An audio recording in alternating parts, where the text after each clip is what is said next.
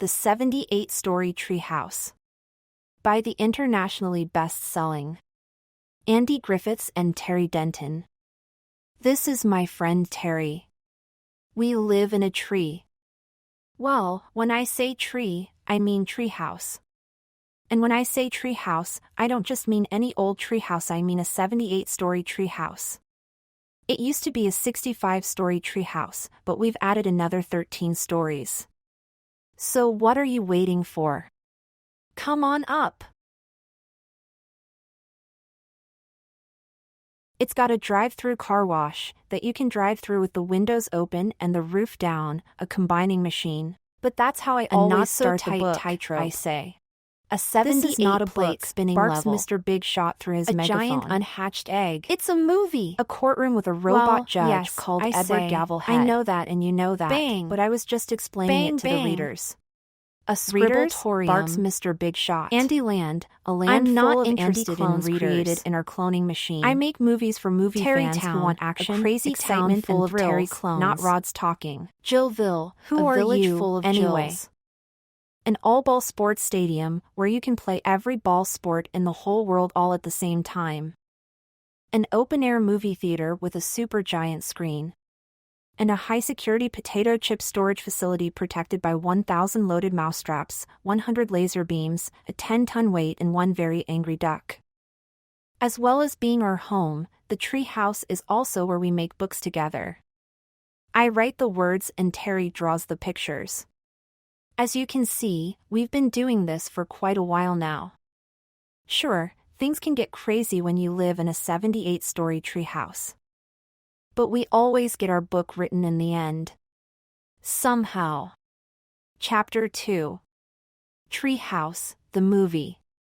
If you're like most of our readers, you're probably wondering if we're ever going to make a treehouse movie. Well, guess what? We're making one right now.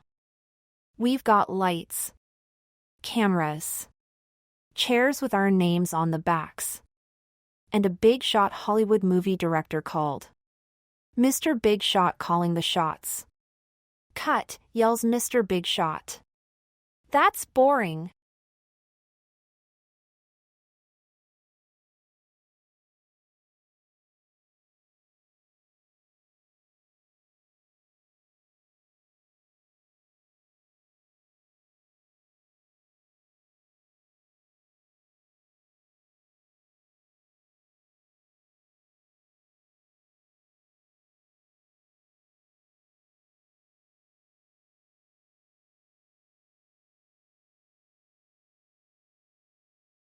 I'm Andy, I say. I'm the narrator. Narrator, says Mr. Big Shot. We don't need a narrator. But I'm also one of the main characters. Says Mr. Big Shot, frowning. What about that other guy? The funny one with the curly hair. Where's he? Here he comes now, I say, as Terry runs onto the set with his pants on fire. The day Terry ran onto the MO set with his pants on fire. Get out of the way, says Terry, running between me and Mr. Big Shot. He reaches the edge of the deck and leaps off. Did he just jump into the shark tank? Says Mr. Big Shot. Yep, I sigh. That's Terry for you. We peer over the edge. Are you all right? Shouts Mr. Big Shot. Much better now my pants aren't on fire, says Terry. But you're in a tank full of man-eating sharks, says Mr. Big Shot. Yikes, says Terry. I meant to jump into the swimming pool. Terry swims to the side of the tank and tries to climb out. He's fast, but one of the sharks is faster. It surges up behind him, opens its enormous mouth, and chomps down on Terry's freshly barbecued behind. The electrocuted shark spits Terry out with such force that he flies up into the air and lands sprawled on the deck in front of us. 2E. That was electrifying, says Mr. Big Shot. Here, let me help you up. He reaches down and grabs Terry's hand. The electric shock sends Mr. Big Shot flying backwards.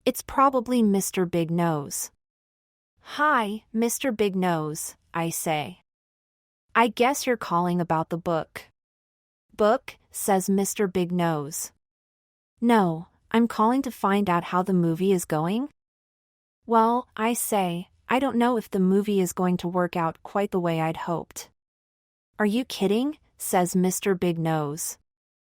I've spent a fortune on Big Nose Books product placement. So you'd better make it work. I'm not sure I'm comfortable with all the slow advertising, I say, but Mr. Big Nose has already hung up. Why are you still here? Says Mr. Big Shot, climbing up onto my level. Haven't you got a home to go to? The treehouse is my home, I say.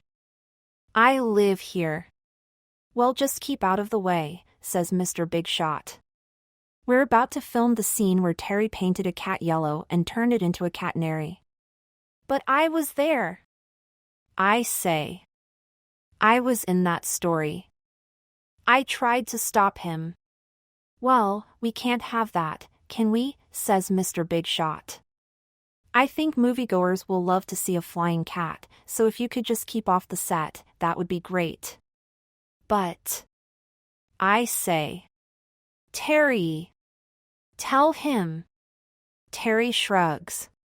Sorry, Andy, but it's not really my decision. Mr. Big Shot is the director. They all head off up to the observation deck. Fine. Film the scene without me. See if I care. I've not only got to help this giant unhatched egg to hatch, but I've also got 78 plates to spin. SD plates don't just keep spinning all by themselves, you know. And plate spinning is a lot of fun. Even more fun than giant unhatched egg hatching. Looks like I've arrived just in time. Some of those plates are really wobbly. They're about to fall off their poles. Well, I'll soon fix that. Spin. Spin. Spin, spin. Spin. Spin. Spin. Spin. Spin. See what I mean? Plate spinning is better than making a dumb old movie any day. Oh. I think I might have spun them a bit too hard. Whiz, whiz. Help, yells Terry. The Martians are coming. Flying saucer attack. They're not flying saucers, says Jill. They're plates. Cut, yells Mr. Big Shot. No plate Helga throwing on set. Sorry, I say. You should be more careful, says Jill. One of those plates almost hit Silky. It was an accident. I say. I just spun them a little bit too hard and they spun off their spinners. Well, lucky for you we just finished that scene anyway, says Mr. Big Shot. Now we're going to film a reenactment of the time the sharks ate Terry's underpants. But it's cruel to do that to the sharks again, I say. They got really sick. It's okay, Andy, says Jill. It's just pretend. They're not real underpants. They're prop underpants, with fish paste. It's actually a treat for the sharks and they're really excited about being in the movie. So if you could just run along now, Andy, says Mr. Big Shot, patting me on the head. There's a good narrator. But you can't make the whole movie without as me. I say. I was there. I was part of the story. We're not making it without you, says Mr. Big Shot. We've got Mel Gibson to play you. Mel Gibson? I say. He's a bit old, isn't he? Not Mel Gibson, says Mr. Big Shot. Mel Gibbon. Look, here he comes now. But he's a monkey. I say. No, he's not, says Mr. Big Shot, he's a gibbon. And he's also one of the hottest young primates working in film today. Plus, he works for peanuts literally. But I'll work for free. I say. and I'll make a more convincing Andy than some monkey. Watch this. Hi, my name is Andy. This is my friend Terry. We live in a tree. Well, when I say tree dash. How many times do I have to tell you, says Mr. Big Shot. We don't need a narrator. I'm not narrating, I say, I'm acting like a narrator. Sounds a lot like narrating to me, says Mr. Big Shot. And me, says Terry. You're a good Andy, Andy, says Jill. But I think Mel is better. He's more convincing. Yeah, and he's also funnier, says Terry. But you hate monkeys, I say. I know I do, says Terry. But Mel's not a monkey, he's a gibbon. This is ridiculous, I say, shaking my head. I don't believe it. Mel comes over to me. Look, he says in a low voice, I understand you're upset. If it's any comfort, I don't like it any more than you do. I was hoping to play Terry. But let's try to be professional about it, okay? Professional? I say. The only thing professional about you is that you're a professional thief. You just stole my part in the movie. I didn't steal your part, I was cast, says Mel. Whatever. I say, stomping off the set. If anybody wants the real me, I'll be in the scribbletorium. But nobody takes any notice, of course. They're all too busy making their dumb old movie. Chapter 4. Scribble, scribble, scribble. I don't know about you, but I find scribbling really helps to take my mind off things. It's much more fun than making a movie. And the best thing about scribbling is that it's so simple. All you need is something to scribble with. And a scribbletorium. And then you just scribble. And scribble. And scribble. And scribble. And scribble. And scribble. And scribble. And scribble. And scribble. And scribble. And scribble. And scribble.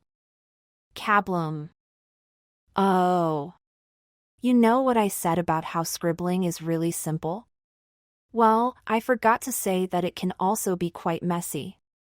Especially if you scribble so much that the scribbletorium explodes and scribble goes all over the treehouse. Cut! Cut! Cut! Yells Mr. Big Shot. Who scribbled all over the set? Not me, says Terry. Not me, says Mel. Not me, says Jill. I'm sorry, everybody, I say. It was an accident. Mel snorts. Sure it was, he says. You did it on purpose. Go eat a banana, monkey boy. I shout at him. Mel bursts into tears and Terry and Jill rush to his side to comfort him. Andy, says Jill. You really need to calm down. I know you're upset, but being mean to a monkey, gibbon, well, that's inexcusable. I'm sorry I was mean to the monkey, I say. But I didn't mean for the scribble to go everywhere. I just got carried away. I wish I could believe you, Andy, says Jill, but I think you're being a bad sport and, worse, a bad friend. This is Terry's big break, can't you be happy for him? I am happy for him, I say, and I'm trying to be a good friend, but he's not being a good friend he's too busy being a big shot movie star.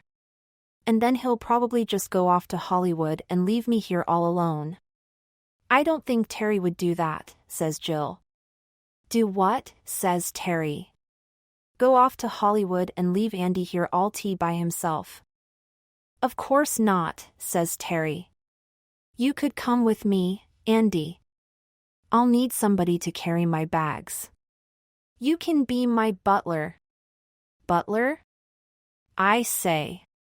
Though OGUT video Lord D quiet on the set, says Mr. Big Shot. Butler? I say again, only louder. This time. I can't believe he just suggested I could be his butler. I said quiet and I mean it, shouts Mr. Big Shot. Butler? I say again, even louder than before. I don't want to be your dumb butler. Right. That does it, says Mr. Big Shot. I've had enough of your plate throwing, scribbling and shouting. You are banned from the set. The treehouse is not a set. I say. It's my home, and not even a big bossy boots like you can ban me from my own home. Oh, yes I can, says Mr. Big Shot. Watch this. He picks me up and boots me out of the tree. Chapter 5. Day of the Living Puddle. So here I am. Kicked out of my own home. Sitting in a puddle. Yes, that's right. I landed in a puddle. And to make things worse, the puddle is getting bigger. And bigger. And bigger. And bigger. Oh, this is no ordinary puddle. This is the puddle that will just keep getting bigger and bigger and bigger and bigger until it empuddles the whole world. Above, an artist's impression of a puddle empuddling planet Earth. But never fear, as well as making books, Terry and I are the greatest puddle-fighting duo the world has ever known. We are every puddle's worst nightmare. Terry stomps them and then I suck them up with a straw. The stomper and the sucker.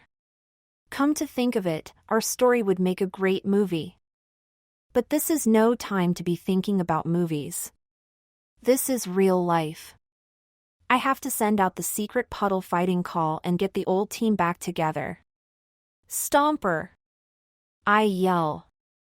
Stomper! Stomper! It's no use, says the puddle. Nothing can stop me from empuddling your treehouse. Oh, yeah? I say, removing my t-shirt to reveal my secret puddle fighting identity. You just picked a fight with the wrong guy. I'm the sucker. You're a sucker all right, sneers the puddle. A sucker for punishment. No, I say, not that sort of sucker. I pull a supersized drinking straw from the quiver on my back and wave it menacingly at the puddle. You'll never drink me alive, says the puddle. That's what you think. I say. I put the straw up to my mouth and bend down. Oh, no you don't, says the puddle. It rises up like an enormous wave and crashes down on top of me. Over and over I tumble. Only my straw keeps me afloat. The puddle gets me in a headlock. But then I get the puddle in a headlock. I've got you now. I say. I stick the straw into the puddle and start sucking. And sucking, and sucking, and sucking. And sucking, and sucking, and sucking, and sucking. And the puddle starts to shrink. And shrink. And shrink. And shrink. And shrink. And I keep sucking. And sucking, and sucking, and sucking. Until, at last, the puddle is nothing but sludgy brown sludge. If only Mr. Big Shot had been filming that. It would make a much better movie than all of Terry's fake reenactments put together. Hang on. Maybe he was filming it. Maybe Mr. Big Shot arranged for this whole thing to happen so he could secretly record it. I look around but I can't see anything except a few dumb-looking cows. Never mind. The puddle is nothing. I can't really think about all that right now because I've got a more urgent problem. Will you excuse me for a moment, readers? I may be some time, so do feel free to go on to the next chapter and I'll join you there. Chapter 6. Trouble in Andyland. Ah, that's better. Thanks for waiting. Now, where was I? Let me see. Ah, yes, I remember now. Mr. Big Shot kicked me out of the treehouse and I landed in a puddle, and we had a big fight, and I sucked it up, and then I had to go to the bathroom. But what now? Where can I go? I can't hang out with Terry because he's too busy being a big shot Hollywood movie star. And I can't hang out with Jill because she's too busy helping to wrangle the animals for the movie. Hang on, I know who I can hang out with, a bunch of the funniest, smartest, and best-looking guys in the world. Yep, you guessed it, I am off to Andyland. I'll have lots of friends here because everybody is me. As the sign says, it's the Andy-est place on earth. Hi, Andy. I say to the Andy guarding the gate. "SH, who goes there?" he says. "It's me," I say. "Who?" "Andy." "I'm afraid I'm going to need to see some identification," he says. "But you only have to look at me," I say. "I look exactly like you." He shrugs. "I know," he says, "but we're being extra careful. We had some cows try to sneak in disguised as Andy's the other day." "Cows?" I say. "Yeah," says the guard, shaking his head. "Go figure. But don't worry, we caught them, milked them, and sent them on their way." "Wow, I had no idea cows could be so sneaky," I say. "Yep," says the guard. "Which is why I'm going to need proof that you're a true Andy and not an imposter." "What sort of proof?" "Let me see," he says, stroking his chin. "What's 2 plus 2? Oh. I can't even count from 1 to 10 in the right order. I've got no hope of solving a sum as difficult as this. BAS Baker. I stutter.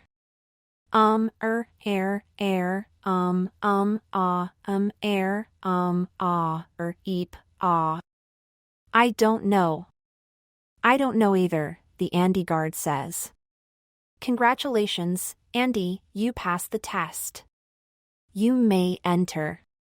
"Thanks, Andy," I say, stepping through the gate. "Hi, Andy," yell a bunch of Andys coming towards me. "Hi, Andys," I yell back. "What's up?"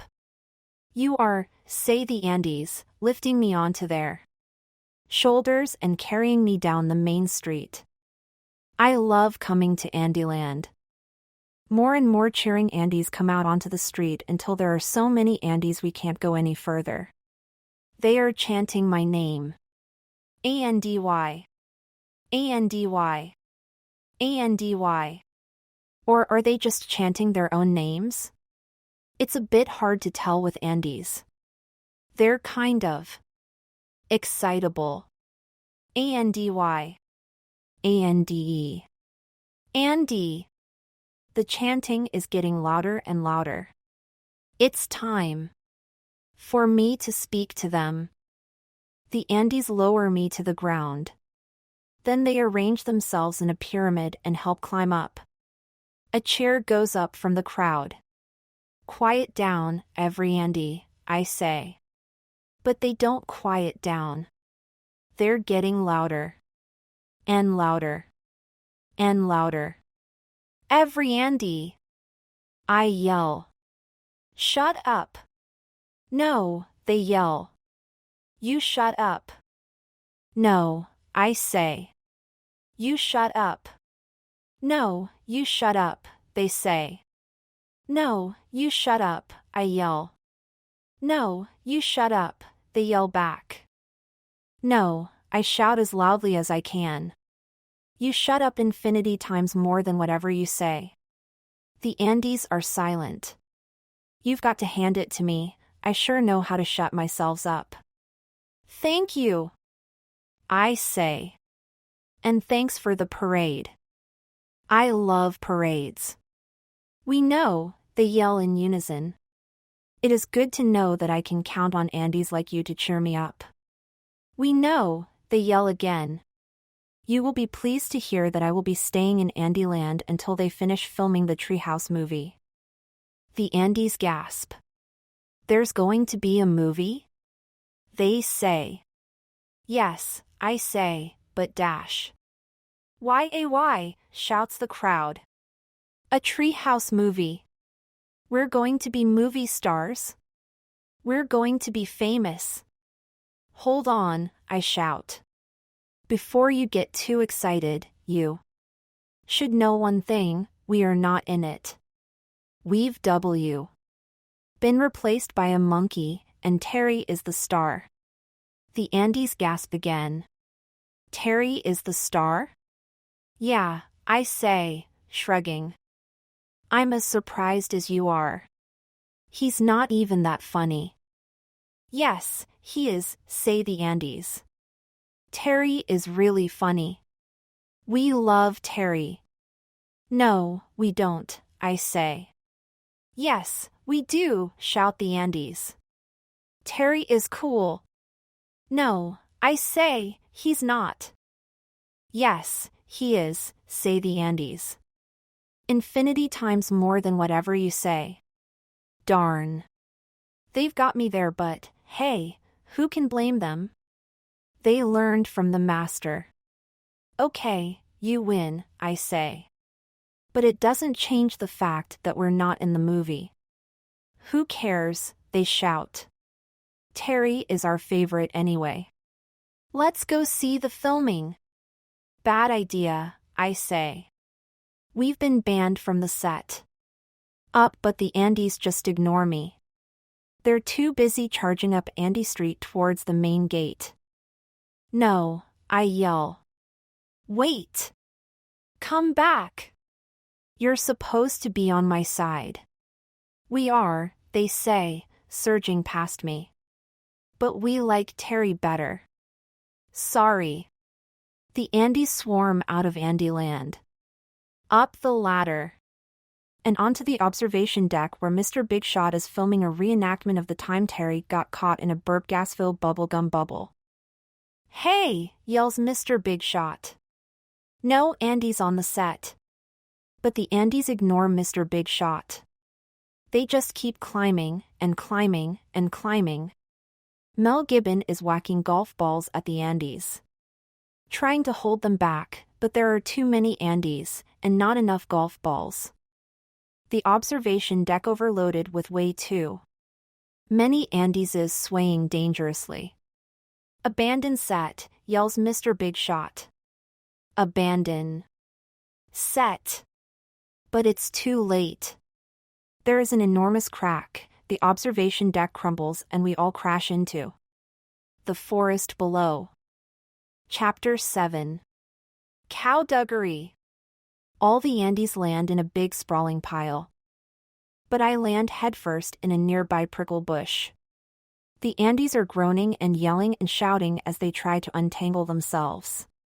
Some of them are angry. Some are laughing. And some are crying. Which is understandable. We all had a pretty big fall. Mr. Big Shot crawls out from under the pile of Andys and stands in front of them, his hands on his hips. Which one of you clowns is the real Andy? He demands. Me, they all shout. Me. Me. Me. Me. Me. Let me put it another way then, growls Mr. Big M Shot, rolling up his sleeves. Nobody destroys my set and gets away with it. So which one of you wants to die first? Not me. Not me. Not me. Not me. Not me. I know at this point I should come out of hiding and rescue the Andys, but hey, I don't want to die. Any more than they do. And it's their own fault, after all. I mean, I did try to stop them. I don't think any of them are the real Andy, says Jill, studying the Andy clones carefully.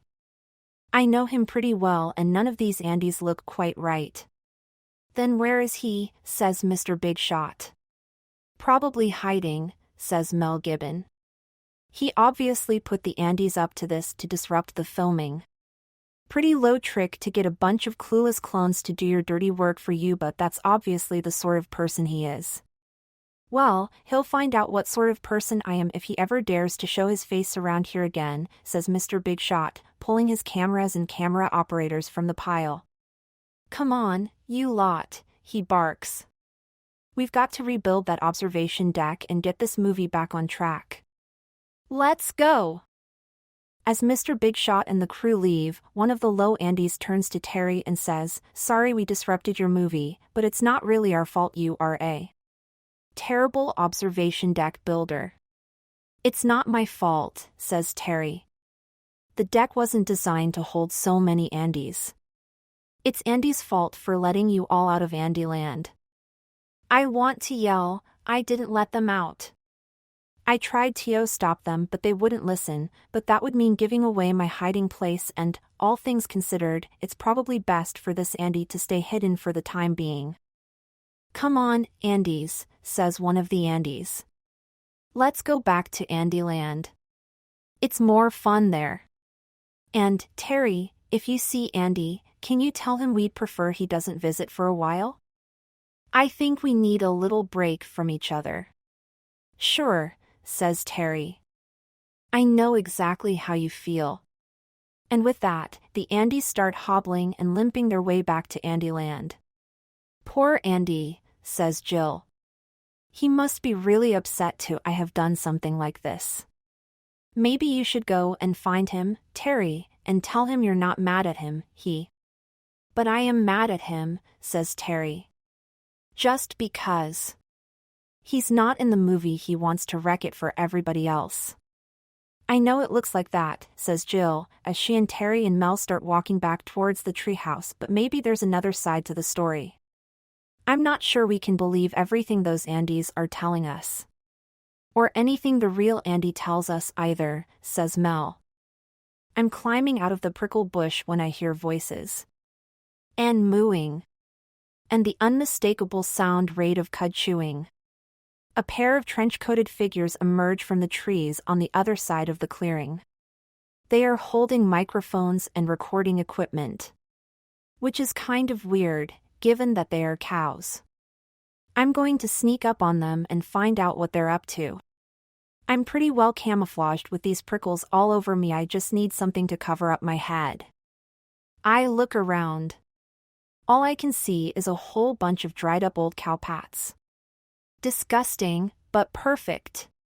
Pick one up, put it on my head and begin commando crawling towards the cows. As I get closer I hear one of them moo. Those crazy humans don't suspect a thing. Yeah, moo's the other one. They have no idea that we have secretly infiltrated their treehouse with many spy cows such as ourselves and that we are stealing their movie, scene by scene, to make our own movie. For years the humans have milked us. Now we're milking them, for their ideas. Let's see how they like it. One of the spy cows moos quietly into a hoof-held walkie-talkie. Attention, all movie idea-stealing spy cows. The film crew, director and actors are heading back into the treehouse. Stay alert, and out of sight. So that's what they're up to. If there's one thing in the world I hate more than movie idea stealing, it's movie idea stealing spy cows. I've got to go and warn Mr. Big Shot right away. And he and everybody else will see that I'm OT trying to wreck the movie. Mr. Big Shot will probably be so impressed he'll rehire me and give me a starring role. There's no time to lose. I creep across the path to our front door, and when the spy cows aren't watching, slip inside. I climb the stairs and poke my head up into first story. Eek, says Jill. A peeping cow pat. Ugh, says Terry. Cow pats are disgusting. Get that cow pat off my set, barks Mr. Big Shot. I'm not a cow pat. I say. It's me, Andy. I'm just wearing a cow pat hat for camouflage. I came to warn you there's a bunch of spy cows spying on you. They're going to steal all your ideas and make 101,992 ba their own movie. Do you really expect us to believe such a preposterous story? Says Mr. Big Shot. I know it sounds crazy, I say, but it's true. I saw them. And I heard them.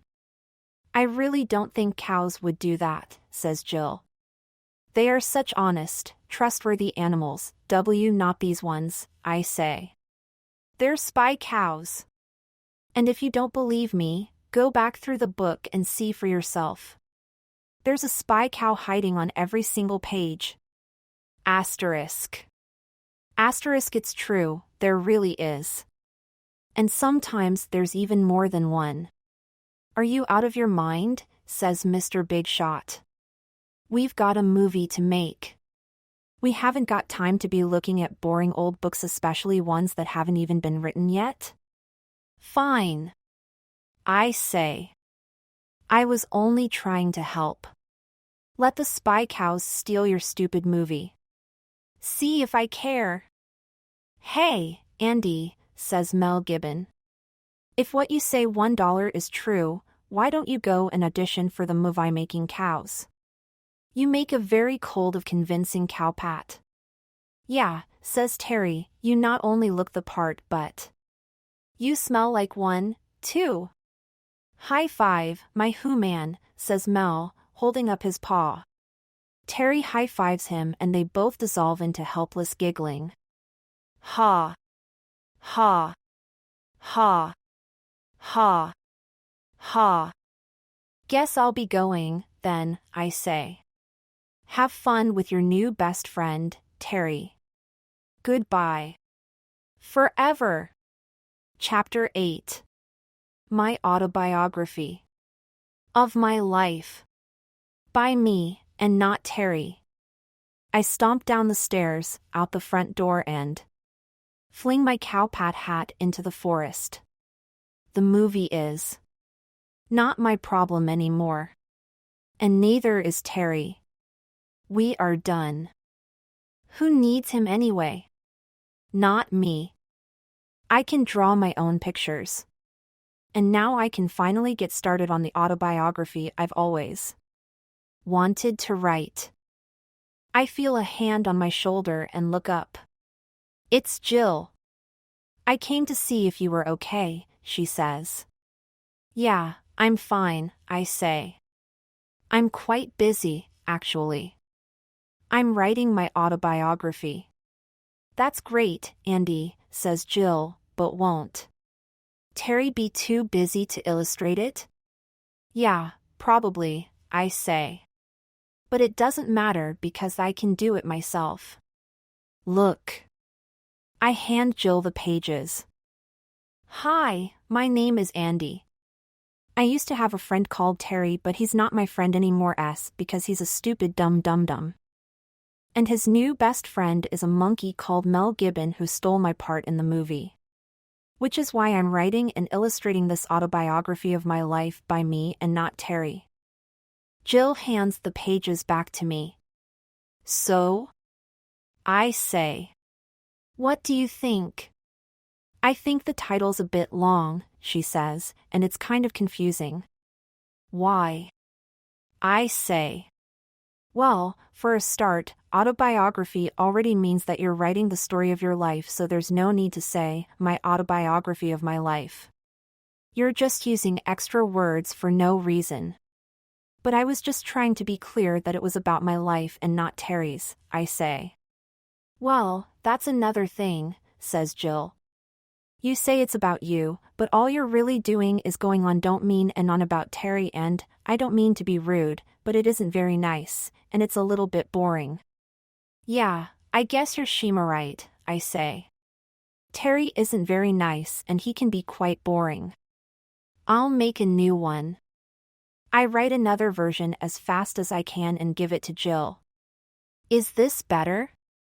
I say. My autobiography by me, Andy. My autobiography begins on a dark and stormy night in a spooky old castle owned by the evil genius Dr. von Bierstein. I was awoken by the sound of mysterious noises coming from Dr. von Bierstein's underground laboratory. Even though Dr. von Bierstein had forbidden me ever to enter his laboratory, I decided to investigate.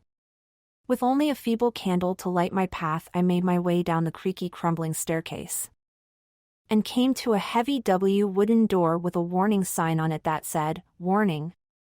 Do not enter or else." So, of course, I had no choice. I had to enter. I pushed the door open and came face to face with Dr. von Bierstein's most terrifying creation. The horrible, hideous, hairy Terry von Dentonstein. "Stop it, Andy," says Jill. "It's too scary." "Yeah, I know," I say. "But it's pretty exciting, isn't it?" "I suppose so," she says, "but an autobiography is supposed to be true, not a made-up horror story. You're supposed to tell the true story of your life." I say. These autobiographies are trickier than I thought. There are a lot of rules. Just imagine you're telling a reader the true story of your life from the very beginning, says Jill. That's not so hard, is it? No, I say, picking up my pen again. I write a new version and hand it to her. The true autobiography of my life from the very beginning by me. If you're like most of my readers, you're probably wondering how I got to be so awesome. Well, it's a fascinating story. It all started when I was born. At first I was very small. But then, each day, I grew a little bit bigger. And bigger. And bigger, and bigger, and bigger, and bigger, and bigger. And bigger, and bigger, and bigger, and bigger. Andy, shouts Jill. Stop writing, and bigger. And bigger. And bigger. But why? I say. It's true. It may be true, says Jill, but it's not very interesting. But I tried to make it interesting and you said it had to be true. You need to make it true and interesting, says Jill. I give up. I say. Writing an autobiography is just too hard. Suddenly, animal noises start coming out of Jill's pocket. Excuse me, Andy, says Jill, checking the screen of her Intergalactic Space Animal Rescue Service emergency pager. Oh, she says. There's an intergalactic space animal emergency on planet Zonkatroid. A space ladybird's house is on fire and she's not home. I have to go and put it out immediately. Here comes my team now. Jill jumps aboard her Space Cat-powered Intergalactic Space Animal Rescue spacecraft. I'll see you later, Andy, she says. Yeah, see you, Jill, I say, but she doesn't hear me. She's already gone. I'm all alone. Again. Someday this is turning out to be. I've been fired from my own movie and replaced by a monkey. Abandoned by my own best friend. Kicked out of my own treehouse. Disowned by my own clones and banned from Andyland, my own kingdom. And as if all that isn't bad enough, now I've failed at writing my own autobiography. Fail. Fail. Fail. Fail. Fail. I guess there's only one thing left to do. Yep, you guessed it. I need to remember my favorite, inspiring motivational quote that always helps me when I'm feeling down and think I can't go on. Now, let me see, what is it? I think it's something about chips. When the chips are down. I'm having such a bad day I can't even remember my favorite inspiring motivational quote. Is it, when the chips are down, and you feel like you can't go on, that's when you know you're halfway there? No, that's not it. Not even close. Maybe it's, when the chips are down, the chips get going. That's more like it, but no, it's still not quite right. Hang on. I remember now. When the chips are down, go eat some chips. Yes. That's it. The chips are down, so that's exactly what I'm going to do. I'm going to go to my high-security potato chip storage facility and eat some chips. I feel better already. Chapter 9. The Chip Thief. The good thing about a high-security potato chip storage facility is that it keeps your chips safe from chip thieves.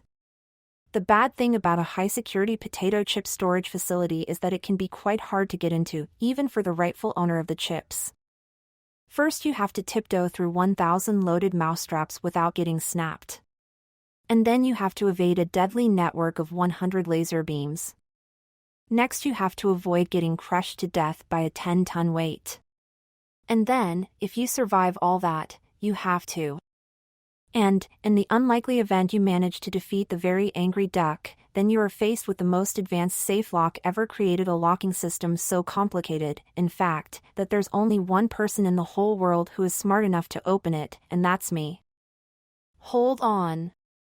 That's not right. The door is unlocked. Somebody has unlocked my safe. Somebody who is not me. Oh no! My chips! My precious chips! Somebody has stolen my precious, perfect, On's potato chips. Oh, hang on. No, they haven't.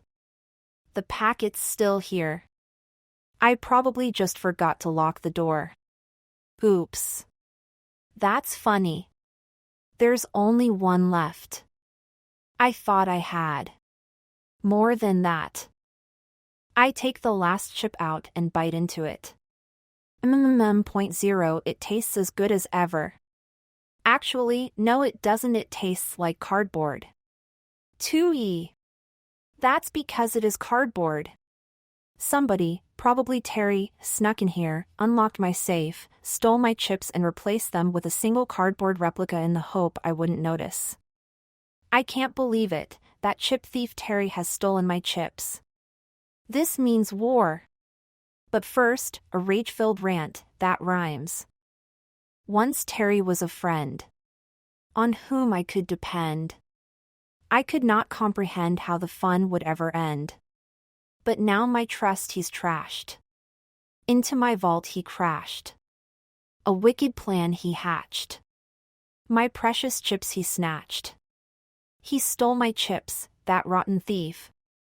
It is a crime beyond belief. My endless grief will not be brief. For from this pain there's no relief. I loved those chips and to me it seemed that all night and day of my chips I dreamed. Wiener I thought of my chips I beamed. But then that chip fiend intervened. Him and his evil chip-stealing scheme. How could he be so horribly mean? It makes me want to shout and scream. My rage is totally and utterly extreme. My chips he did so cruelly rob. To shove in his big fat slobbery gob. It makes me want to sadly sob. To think of my perfectly precious chips. Pinched between his fingertips. And perched upon his drooling lips a stolen chip apocalypse. From this betrayal I will never recover. We are no longer friends with one another. I'm warning him now, he'd better take cover, he's my worst ever friend, my ex-blood brother. I'm going to hunt that chip thief down. Him and every last Terry in Terrytown. They won't be laughing then, those clowns. I'll turn their smiles into permanent frowns. I'll wreak my stolen chip revenge. His punishment will never end. I'll tell the world of his infamy slash. Of how he stole my chips from me. His name will go down in history. Synonymous with chip thievery. So now he'd better prepare his tomb. That gangly-limbed, crazy-eyed, curly-haired loon. 'Cause I'm coming at him faster than a supersonic boom. That greedy, grasping, chip-stealing goon. Closer and closer to him do I zoom. That traitorous, treacherous BFF of a baboon. And when I get there, It will be safe to assume that, very soon, you know whom will get what's coming. When I deal out his doom. Chapter 10. Andy versus Terry. I storm out of my high-security potato chip storage facility and into the kitchen. Terry and Mel Gibbon are making popcorn with the lid off the pot. Freshly popped popcorn is popping in all directions while Mr. Big Shot and his crew film the whole thing. Hey, chip thief! I yell at Terry. You stole chips. No, I didn't, says Terry. Why would I want to steal your stinky old chips? I'm a movie star now and I can have all the chips I want. Yeah, well, maybe you stole them before you were a movie star. I say. Did you ever think of that? No, I didn't think of that, he says, and I didn't think of anything else either, and I didn't steal your stupid old chips. Did. I say. Didn't, says Terry. Did. Didn't. Did. Didn't. So you deny it? I say. Absolutely, says Terry, folding his arms. Then there's only one way to settle this, I say. A fight, says Mr. Big Shot hopefully. No, I say. A court case. We'll let Judge Gavelhead decide. I love it, says Mr. Big Shot. Courtroom dramas are box office gold. Let's go! We climb up to the courtroom. Mr. Big Shot and his crew set up the cameras. Lights, camera, action, he shouts. Judge Gavelhead bangs his head on the bench. Order in the court, he yells. Let the case of Andy versus Terry proceed, shots. He stole my chips. I yell, pointing at Terry. I object, says Terry. He's lying. He's just jealous because I'm a movie star and he's not. Judge Gavelhead turns to me. Chip stealing is a serious crime, he says. What evidence do you have to support this extraordinary accusation? Well, Your Honor, I say. I have prepared a detailed diagram showing how the accused did on the night in question with evil chip stealing aforethought use a pair of the most technologically advanced mousetrap-proof stilts ever invented to evade the high-security measures of my high-security potato chip storage facility and steal my chips. Behold, Exhibit A. Exhibit A, the night Terry used a pair of the most technologically advanced mousetrap-proof stilts ever invented to break into my high-security potato chip storage facility and steal my potato chips. Well, says Judge Gavelhead. This looks like an open and shut case. He turns to Terry. What do you have to say for yourself, chip thief? I didn't do it, says Terry. I don't even own a pair of mousetrap-proof stilts, Your Honor. Not anymore you don't, I say, because you ate them to get rid of the evidence. Did not, says Terry. Did. I say. Order in the court, says Judge Gavelhead. He bangs his head on the bench. He turns to me. Do you wish to call any witnesses? Yes, I most certainly do, I say. I'd like to call the very angry duck to the stand. She saw the whole thing? The very angry duck waddles angrily to the witness box. I step as close to the very angry duck as I dare. Oh, quack, once if the chip thief who stole my chips is in this courtroom, I say. The very angry duck looks around angrily and quacks. Thank you, I say. I point to Terry. Quack again if I'm now pointing to that chip thief. The very angry duck quacks. Thank you, I say. No further questions. I rest my case. That's not proof, says Terry. That duck will quack at anything. The very angry duck quacks again. See, says Terry. Judge Gavelhead bangs his head. Order in the court. Quack. The judge bangs his head. Would the chip thief like to call a witness? Yes, says Terry. I call on Mel Gibbon. Mel Gibbon swings across the courtroom on a vine and drops down into the witness box. Do you know me? Says Terry.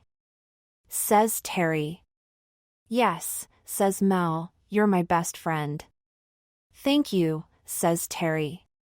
And in all the time that we've been best friends, have you ever known me to steal anybody's chips? No, never, says Mel. Thank you, says Terry. I rest my case. Objection. I say. Terry and Mel only met each other a few hours ago. And would you take the word of a monkey over that of a duck? Because that's what Mel is, he's a monkey. Objection, Your Honor, says Mel. I'm not a monkey, I'm a gibbon. Same thing, I say. Is not, says Mel. Is so. Is not. Is so. Judge Gavel head bangs his head. BSA inoioso order, he shouts. Asogs aerodawet sadio gibbon, yells Mel. Arvo vums to brown monkey. I yell back. Del I 5M tur elity quack, says the very angry duck. Order, gibbon, monkey, quack, bang, gibbon, monkey, quack. Court dismissed, says Judge Gavelhead. I've got a headache. He stands up and leaves the courtroom. Phew, says Terry. I'm glad we got that sorted out. But we didn't, I say. Yes, we did, he says. It's pretty obvious that I didn't do it. But you did do it. I say. I didn't. Did. Didn't. Did. Didn't. There's only one way to settle this, I say. Lud W a fight, says Mr. Big Shot hopefully. Yes, I say. But not just any ordinary fight, an epic interstellar space battle. Perfect, says Mr. Big Shot. Epic interstellar space battles are box office gold. Lights, camera, action. Hang on, I say. What's the matter? Says Terry. You're not chickening out, are you? No, I'm hulking up, I say. And you'd better do the same unless you want me to squash you like a bug. Good idea, says Terry. Thanks, Andy. Don't mention it, I say. What are ex-best friends for? We hulk up as fast as we can. Let the epic interstellar space battle begin, I say. I grab 2 passing flying saucers and crash them together over Terry's ears. Crash! He pulls the moon from its orbit and kicks it at me. Hard! I catch a meteor shower in my mouth and spit the meteors back at him. He grabs me around the neck and pushes my face into the sun. Hot enough for you, Andy? He yells. I break free, grab him around the neck and push his face into the sun. Hope you're wearing lots of sunscreen. I say. I don't think he is, though, because his head has caught on fire. That's it, he says. Now you've really done it. Terry takes the rings from around Saturn and frisbees them at me. I'm sliced into at least a dozen sections, which, even for a space fight, is going too far, so I have no option but to end it by shoving him into a supermassive black hole. Are you ready to admit you stole my chips now? I say. But I get no answer. Terry? I say. Still nothing. Terry! I yell. But he still doesn't reply. Oh. I reach into the black hole and pull him out. The extreme gravitation has stretched and pulled his body so much that he looks like he's made of spaghetti. That's when I hear a familiar sound. It's Jill! And her space cats. Andy, she says. What are you doing out here in space? And what happened to Terry? Why does he look like a strand of spaghetti? We were having an epic interstellar space battle, I say, and I pushed him into a black hole. That's not very nice, says Jill. But he broke into my high-security potato chip storage facility and stole my chips. No, he didn't, says Jill. Yes, he did, I say. He's a dirty, stinking, rotten, chip-stealing chip thief. No, he's not, says Jill. Terry did not steal your chips. How can you be so sure? I say. Because it was me, says Jill, but I didn't steal them, I just borrowed them. But how did you evade the mousetraps, the laser beams, the 10-ton weight, and the angry duck? I say. With my flying cats, of course, says Jill. The day Jill broke into Andy's high-security chip storage facility and borrowed his chips. And the safe? I say. How did you unlock that? It wasn't that hard, says Jill. It was already open. You're not mad at me, are you? No, I sigh. I just wish you'd told me. I did, she says. I wrote an IOU on a chip Tidar-shaped piece of cardboard and left it in the chip packet. I thought that was a chip and I ate it. I say. Oh, good, says Jill. Then I won't have to pay you back. Jill. I yell. Just joking, Andy, says Jill. I know how important your chips are to you. I think we all know how important Andy's chips are to him, says Terry. Which is why I would never try to steal them. I guess I owe you an apology, Terry, I say. I'm sorry I accused you of stealing my chips, took you to court, crashed flying saucers over your head, spat meteors at you, set your head on fire, and pushed you into a black hole. Don't worry about it, says Terry. Let's just forget about all that and be best friends again, forever. But what about Mel? I say. I thought he was your best friend. Not in real life, says Terry. That was just acting.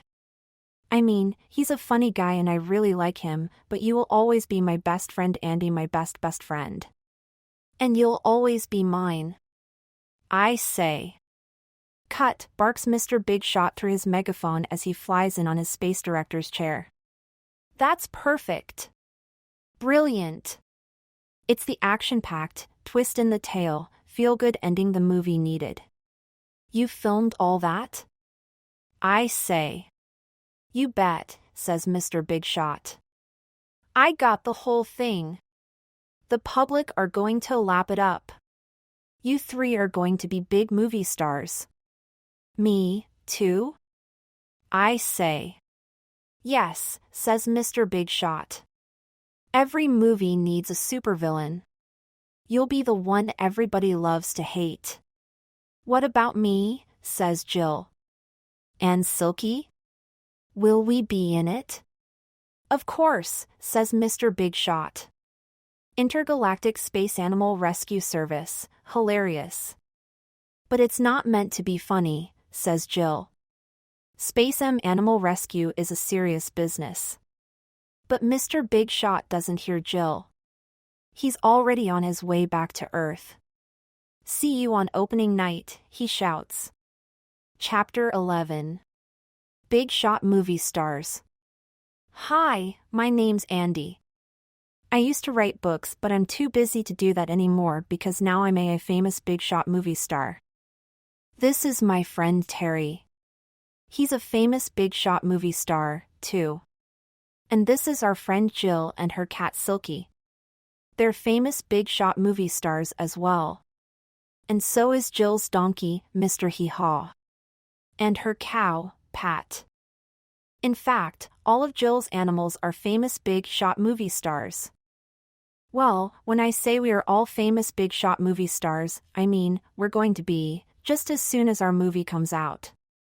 I guess if you're like most movie fans, you're probably wondering exactly when the movie is going to come out. Well, as a matter of fact, we're having a star-studded, red carpet movie premiere at the Treehouse tomorrow night. And you're invited. Andy, Terry, and Jill are delighted to invite. Write your name here. To the premiere of the greatest movie ever made of the greatest story ever told, Treehouse. The movie! Come to page 297 tomorrow night at 7:30 p.m. See you there. Life has changed quite a lot for us since we became movie stars in waiting. Terry and I now have Hollywood movie star style. Pop-up trailers instead of bedrooms. And we've got custom-built hot rod limousines to get around the tree. We don't have to walk anywhere. We've even got our own Treehouse Walk of Fame. It's not all great though. For instance, it's kind of hard to see where we're going because we have to wear shades all the time. When you're a movie star, shades are pretty much compulsory. I also kind of miss being able to catch up with Terry and Jill without having to go through agents, managers, personal assistants, and publicists. Plus, we have to spend a lot of time each day trying to avoid the paparazzi. And, as if the life of movie stars in waiting wasn't already busy enough, we have to prepare the Treehouse for the movie premiere tomorrow night. We're expecting a lot of people and animals, so we've got to get our open-air movie theater ready. We'll need at least 10,000 more chairs, and we'll have to pop at least 10 million pieces of popcorn. But don't worry, I'm sure we'll get it all done in time. See you tomorrow night. Chapter 12. Cow House. The MOOOVIE.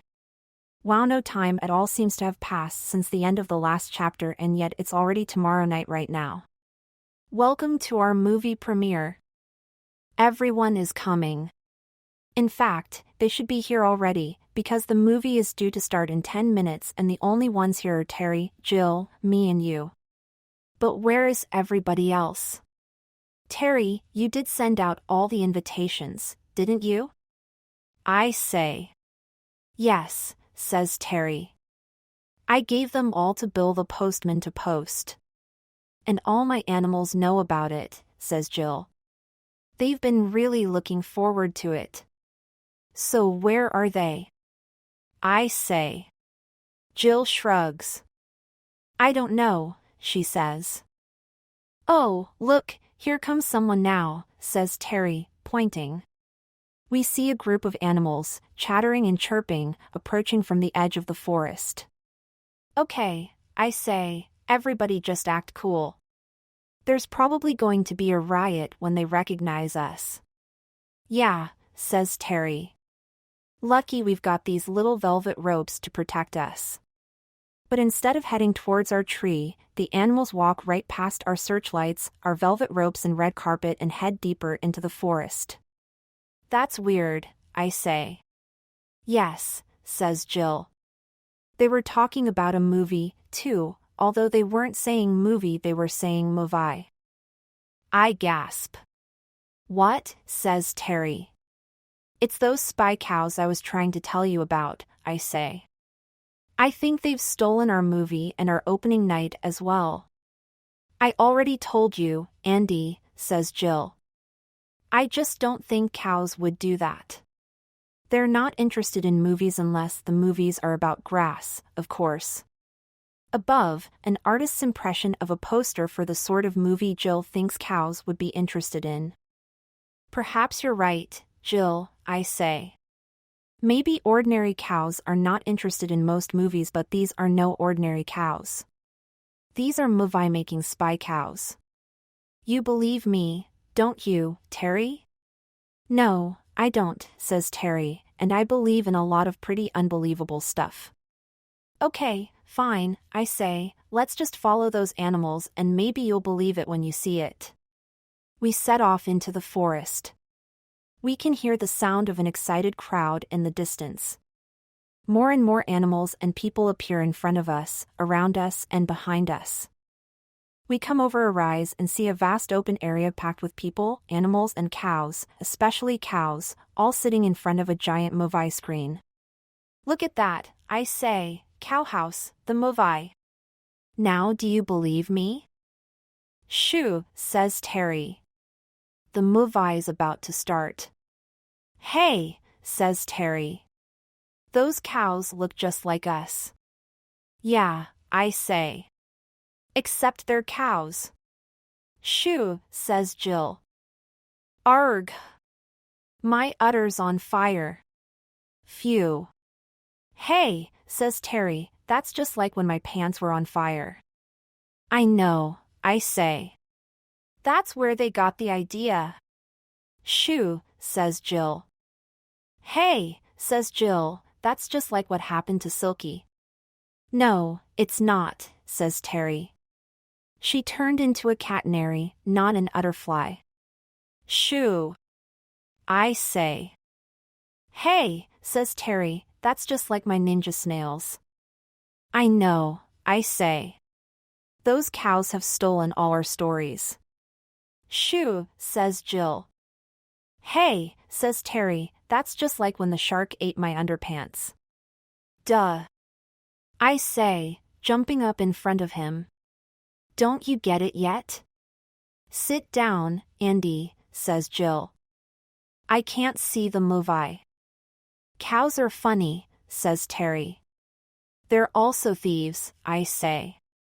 They stole that idea from Barky the barking dog. Shoo, says Jill. I can't hear what Moe is saying. Remember when we had an epic interstellar space battle, Andy? Says Terry. I sure do, I say. And it looks like the cows do too. They are such copycats. I think you mean copy cows, says Jill. Oh, that's so sweet, says Jill. But it's our story, I say. No, it's not, says Terry. We're best friends, not barn buddies. Hey, says Terry. That's exactly how our story ends. Wait a minute. Wait a minute. Hang on. Just one more minute. Those thieving cows stole our movie, yells Terry. They copied all our ideas. That's what I've been trying to tell you all along. I say. Yeah, says Terry. I know. Sorry I didn't listen to you. But look on the bright side, everybody seems to have liked the cows movie, so they're sure to like ours too. Well, they would have, I say, but if we release our movie now everybody will say we copied our ideas from a bunch of cows. I think that should be a herd of cows, says Jill. That's not important now. I say. Just because you're upset, Jill says, that's no reason not to use the correct term for a group of cows. But we didn't copy them, says Terry. They copied us. I know that and you know that and Jill knows that, I say, but nobody else knows that. We'll just have to make another movie about how the cows stole our first movie, but this time we'll make sure the cows don't know anything about the movie we're making. Andy, says Jill, I think dash. Not now, Jill, I say, I have to talk to Mr. Big Shot. But it's important.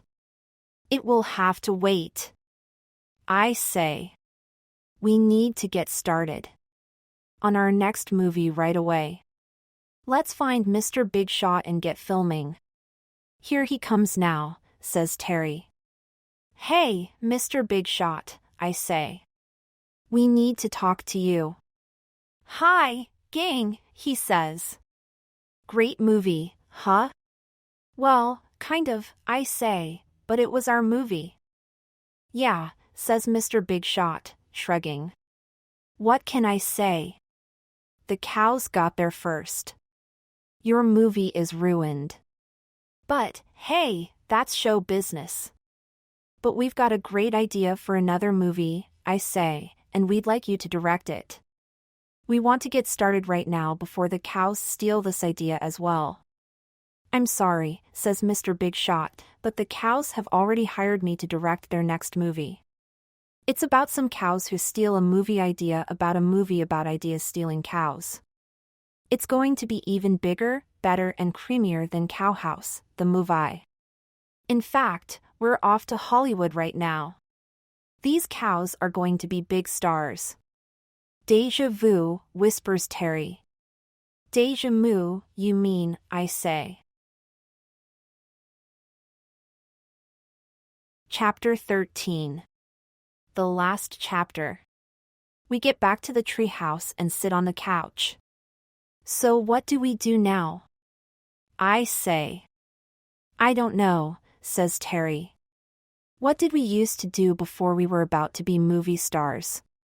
Beats me, I say. You used to make books together, says Jill. You wrote the words, Andy, and Terry, you drew the pictures. The video phone rings. Oh, I say. That will be Mr. Big Nose. He's probably heard about the movie. He's not going to be happy. You answer it, Andy, says Terry. I'm not answering it, I say. I'm scared. Me too, says Terry. Let's hide behind the couch. Jill sighs. I'll do it, she says. Jill answers the video phone and Mr. Big Nose's face fills the screen. He looks bigger and crosser than ever. Where's Andy and Terry? He yells. No, they're hiding behind the couch, says Jill. I'm not surprised, yells Mr. Big Nose. I heard bad breaths, those clowns ruined the movie. It wasn't their fault, says Jill. It was the cows. They copied all the ideas and made their own movie. Cows, yells Mr. Big Nose. I jump up. Yes, I say. Cows. But these were no ordinary cows. They were spy cows.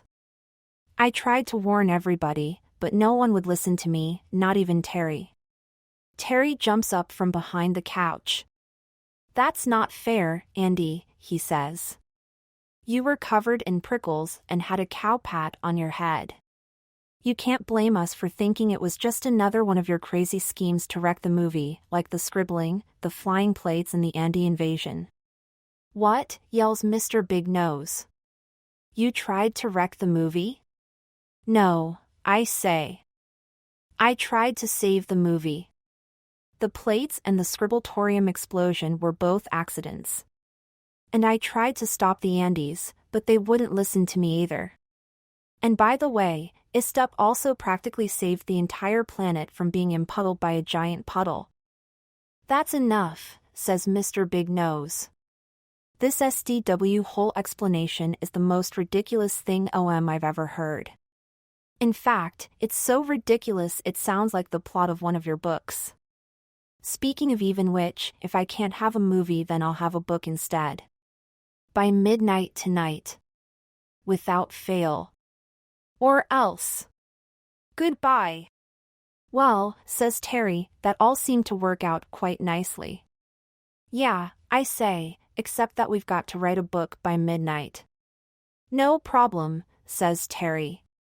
Hang on. Wait a minute. Wait another minute. Hang on. Just one more minute. Do you mean midnight, tonight? Yes, says Jill. Midnight tonight. Big problem, says Terry. That's hardly any time at all, and we don't even have an idea for a book because we've been so busy with the movie. That's it. I say. We'll write the book about making the movie. Mr. Big Nose said it was a ridiculous story, so it's perfect. You mean we're going to write a book about? Writing a book about making a movie about writing a book, says Terry. That sounds complicated. That's because it is. I say. We'd better get started before it gets any more complicated. But what about the cows, says Terry. Won't they just steal all our ideas and bring out the book before us? No, of course not, I say. Cows can't write books. Good point, says Terry. Why cows can't write books? Okay, says Terry. We'll call it the book of the movie of the book. I'm not sure about that, I say. How about the 78-story treehouse? It will be easier for our readers to remember. Good thinking, Andy, says Terry. Let's get to work.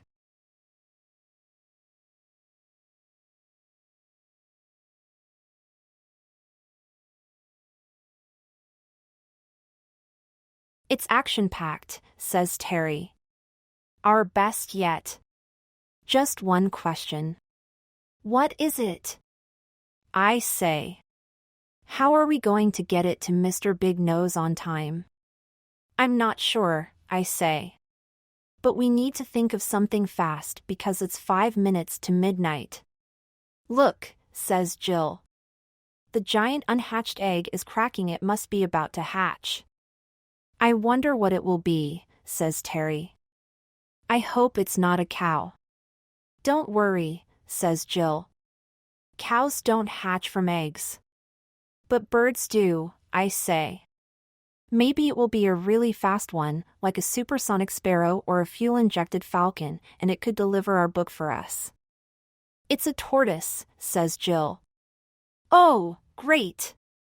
I say. Just what we don't need. One of the slowest animals in the world. A tortoise isn't going to be any help to us at all. I wouldn't be so sure about that, says Jill. See the engine and the exhaust pipes coming out of its shell?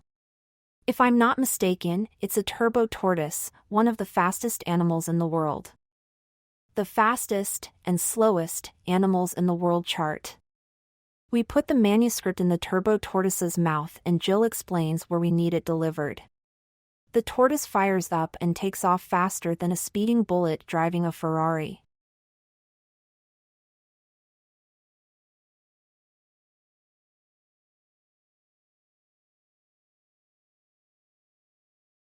Mission accomplished, says Terry, peering through our night telescope as the turbo tortoise crashes through Mr. Big Nose's office window.